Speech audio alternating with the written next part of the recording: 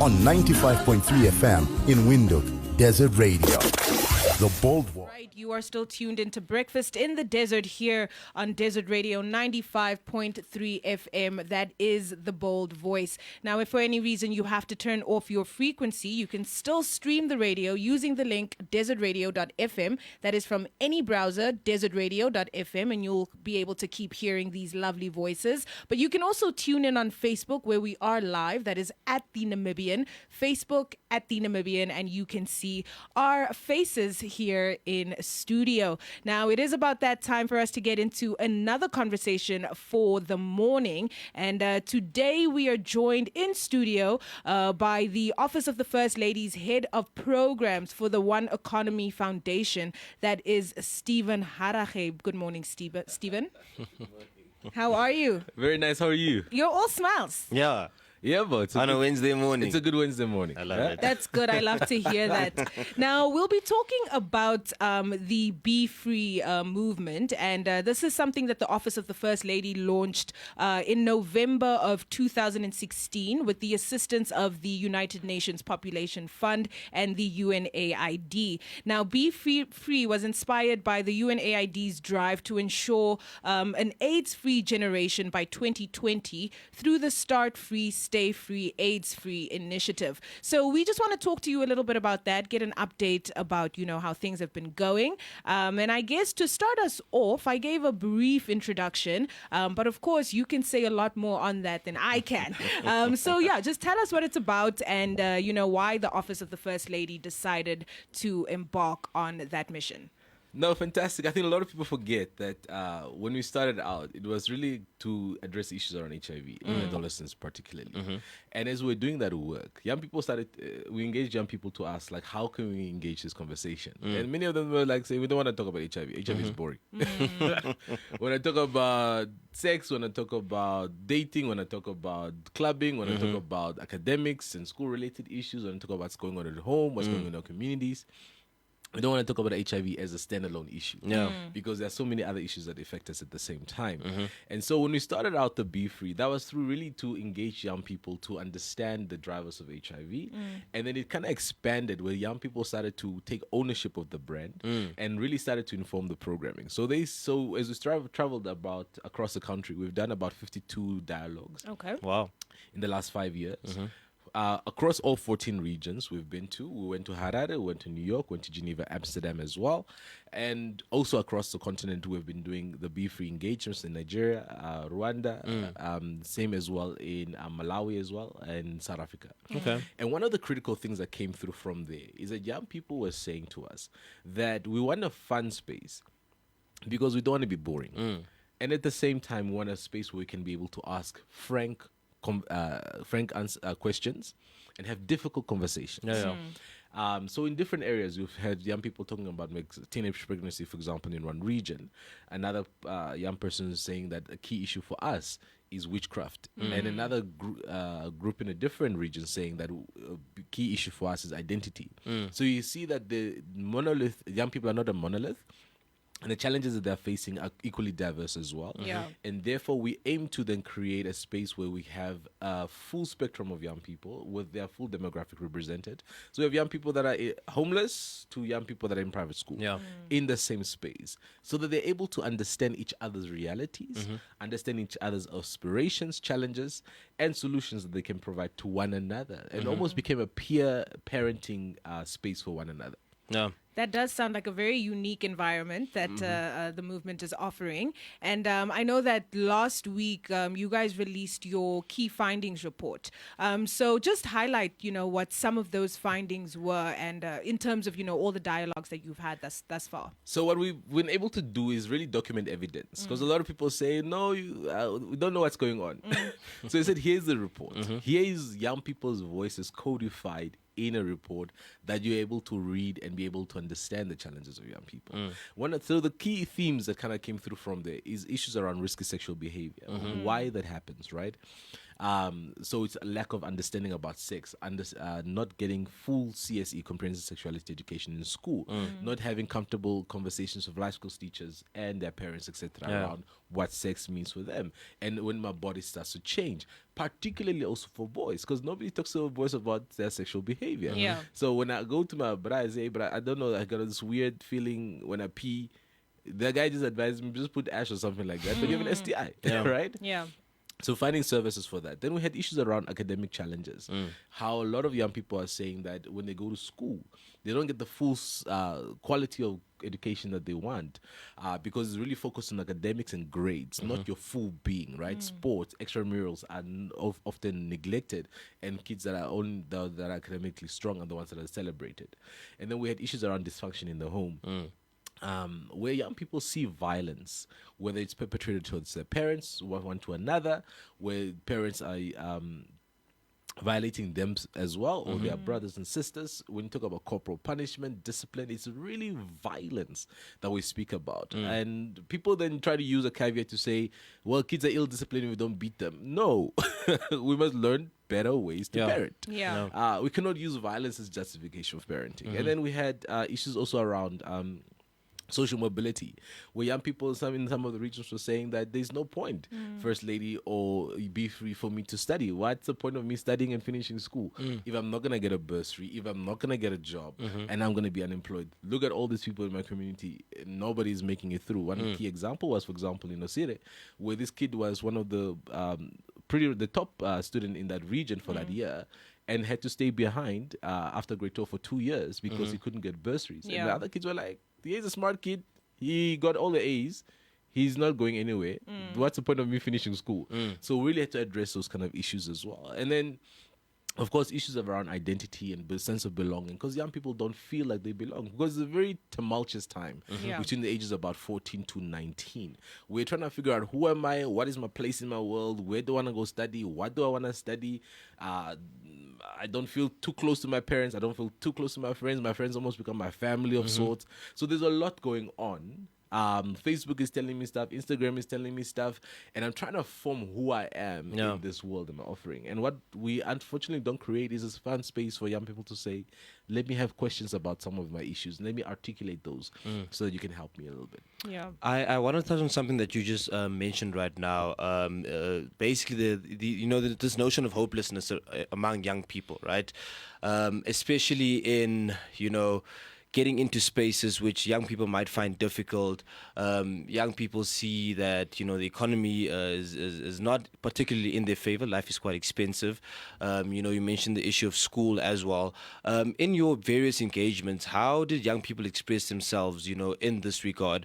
And what were the sort of the results of that particular engagement? So what we've been able to do in our Be Frees is really change how we engage young people, right? So, working for the First Lady's office, there's a lot of protocol going on. So we had to kind of go do away with that. So that's how they started calling her Flon. This is actually in the Be Free that started calling her Flon. Okay. And then we changed the whole idea around just sit and listen to let's engage, let's have a conversation. So a lot of times she won't sit on a chair, she'll be on stage, on the edge of the stage, and engaging young people. Then we have drama, then we have debate, we have poetry, we have dance. And we use all of these forms of entertainment and art to basically drive messaging. So whatever we're going to say in a speech, if you're able to translate that in those different art forms, you still drive the same messages without having a 2 or 3 page long speech that kids have to listen to. Do you see what I mean? Yeah. And then helping young people to actually say, we're going to turn off our cameras, we're going to turn off everything. Let's have a frank conversation. What's going on? And somebody's saying, actually, this is what's going on at my home. Where, as we're having conversations, for example, young people are saying, the reason why I'm in an intergenerational relationship is because my family knows about it, and I need to get sex because it gets me economic power. I cannot wait until I graduate and get a job to do this. Right now, my family is hungry. My little brother is hungry. My mom is disabled or unemployed. And she's sanctioned this as well. So a lot of this is starting to come forth, where the realities of what is going on in the underbelly of our society and it's not spoken about because we want to pretend that we are all nice and good people in this country. Unfortunately, it's not the case. The vulnerabilities that people are facing is there, and that has a direct impact on our socioeconomic mobility, right? Because if I'm having a lot of violence, if I have mental health challenges, if I'm not academically strong and I'm not finishing school, if I don't have interpersonal skills, a strong support system, unfortunately, I'm going to fall through the cracks, right? And many of those boys, we hosted a boys' engagement, 7-a-side soccer tournament last I last remember year. that, yeah.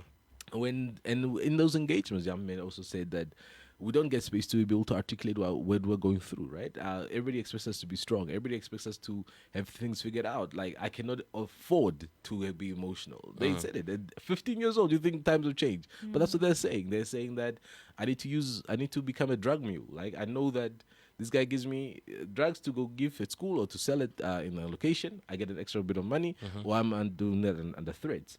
And then you start to realize that it's not just study, get a job, and have a good life. We have to be able to think about what is an enabling environment look like for young people. Big Settlement, we had an engagement there where young people are saying, fam, there's nothing going on in our community. We don't have a school. We don't have any entertainment. We don't even have soccer balls. We have to buy them soccer balls. We don't have a community center for us to engage. The only thing that we actually enjoy doing is having sex. And that is our form of entertainment because there's nothing else to do.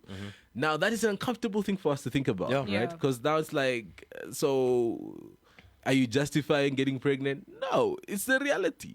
So what do we need to then do to create that enabling environment? Because if somebody that's pregnant, unfortunately, your socioeconomic trajectory is significantly interrupted if you don't have a strong support system where somebody can be able to help take care of your baby and help raise that. If you're going to be a single mom at 14, 15 years old, unfortunately, your social economic prospects are messed up because you won't be able to finish school, most likely. Two, when you do get some level of job, it will be low-skilled work, which means when you get that low-skilled work, you pretty much end up getting more babies.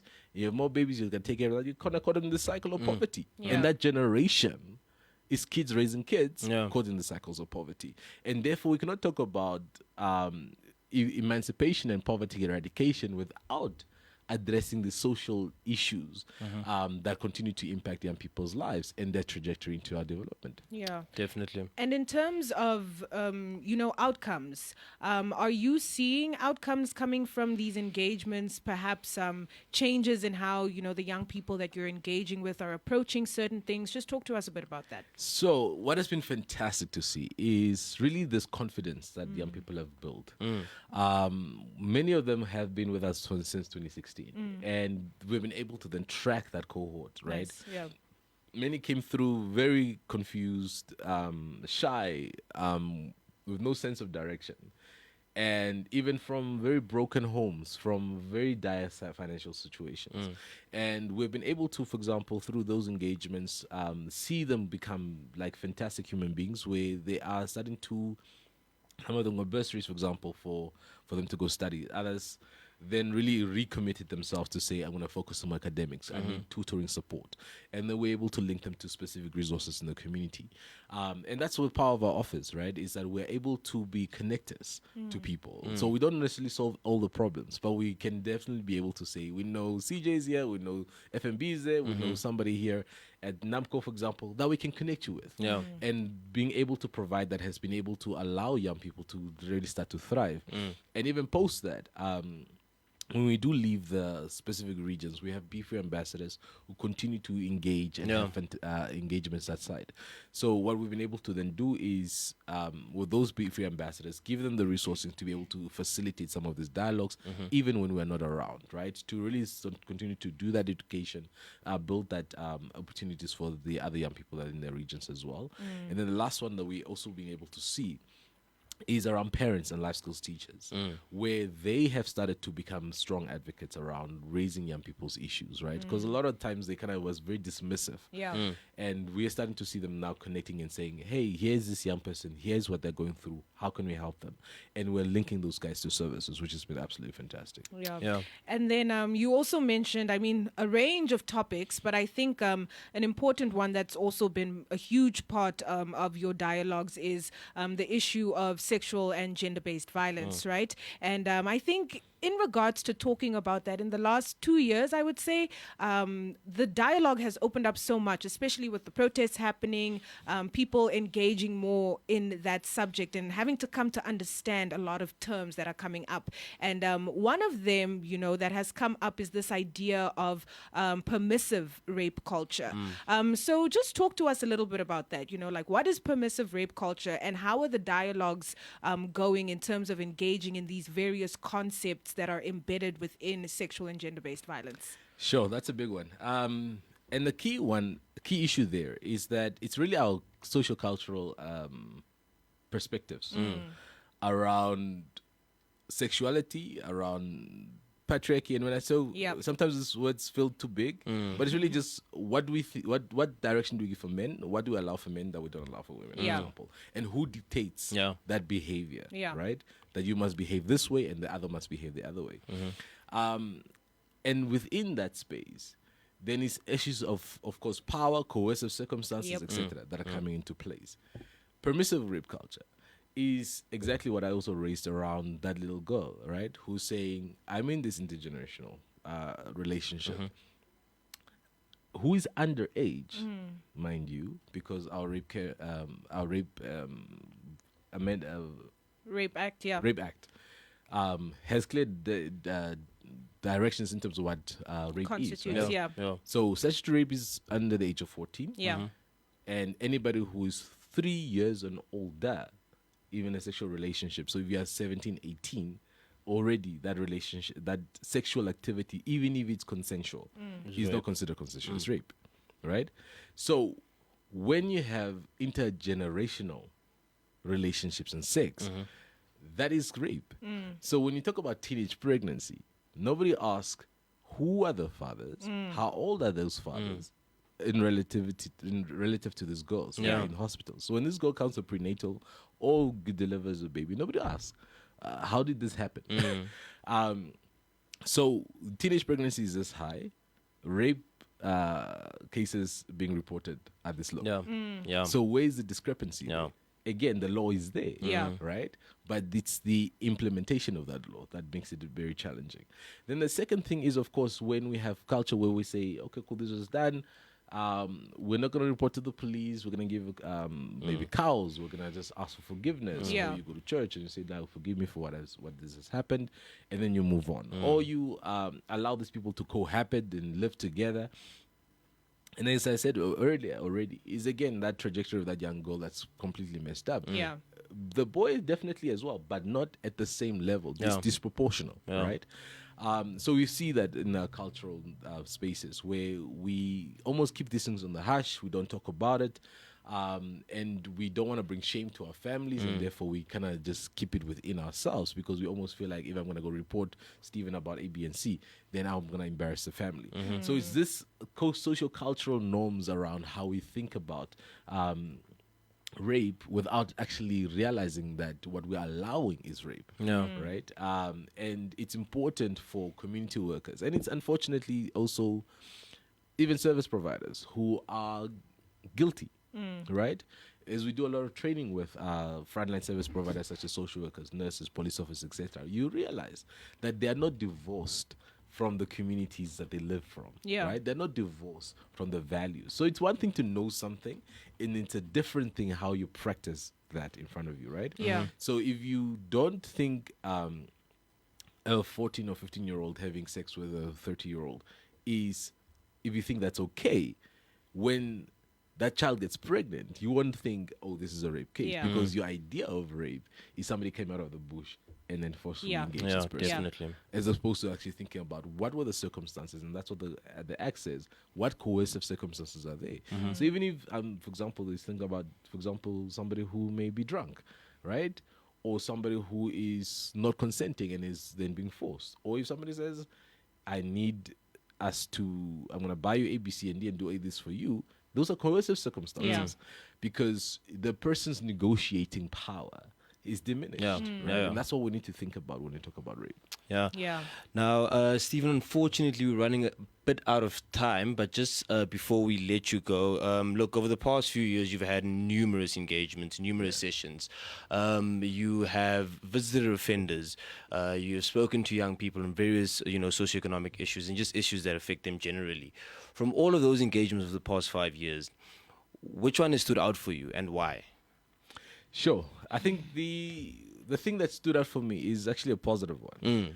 It's the power of young people to articulate for themselves what their issues are. And it's when you actually give them a platform, how creative these guys are, and their language that they use. A lot of the times, even myself, I thought I was young, and I consider myself young. But when I meet some of these kids and they start to, like, for example, do a drama, and then the words that they use, I'm completely like, what does it mean, right? Yeah. They have their own language that they've kind of created to communicate with one another, and code words. And they are articulating a lot of these issues without the words that I use, Yeah. right? And I think that was really powerful for me to see. And it's really for us then to say, instead of saying, try and describe what rape is like in this word, or try and describe what violence is in this word, let me lean in a little bit when somebody says, this person wants sex 40, or this person is a guza, or whatever that may mean, right? What does that mean? And I need to, as a service provider of young people, lean in to be able to understand the language that is constantly changing and dynamic, so that I'm able to respond to them. Because otherwise, they'll have a conversation between the two of them, and I think I'm part of this conversation, but I'm completely lost. Yeah. Definitely. Absolutely. Well, Stephen, thank you so much for making some time to join us this morning. Of course, as we do, we'll keep up with Be Free, see, what is happening, and I'm sure we'll have you back in studio sometime soon. Absolutely. 100%.